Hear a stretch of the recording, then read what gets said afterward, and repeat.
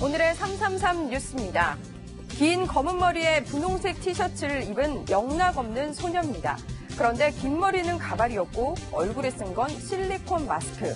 벗어내자 한 남성이 나타납니다. 바로 브라질 한 교도소에 수감 중이던 갱단 두목입니다. 어느 날 자신과 키가 비슷한 19살 딸이 면회를 옵니다. 이 딸을 교도소에 남게 하고 자신이 딸로 변장해 나가려 했던 겁니다. 정문에서 결국 걸렸고 더 엄격한 감옥으로 옮겼다고 합니다. 참 철없는 아빠죠.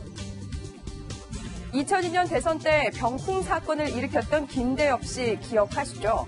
사기 혐의로 검찰 수사를 받다 해외로 도피한 지 3년 만에 국내로 강제 송환됐습니다. 김 씨는 서울 남부구치소에 수감 중입니다. 우리 경찰과 필리핀 이민청은 필리핀 마닐라 한 호텔에서 김 씨를 붙잡았는데요.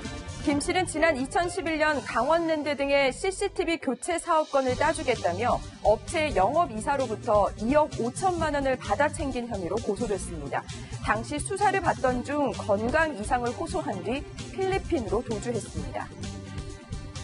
40도를 육박하는 폭염에 소방관들이 쪽방촌 구석구석에 물을 뿌리고 있습니다.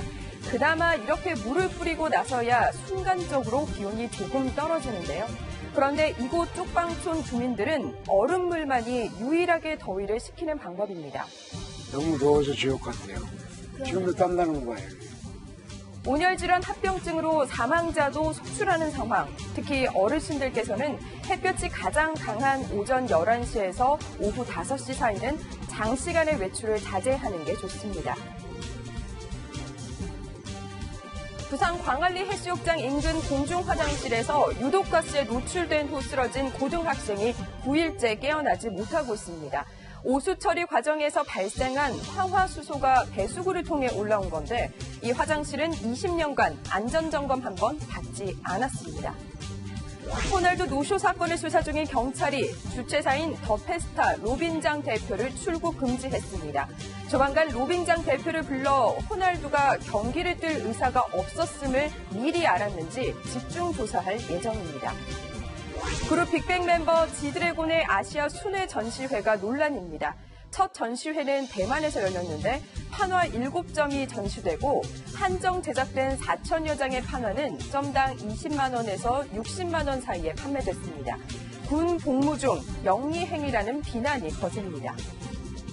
고혈압 등 노인 만성질환이 한 개씩 늘어날 때마다 연평균 의료비가 71만 원씩 증가하는 것으로 분석됐습니다.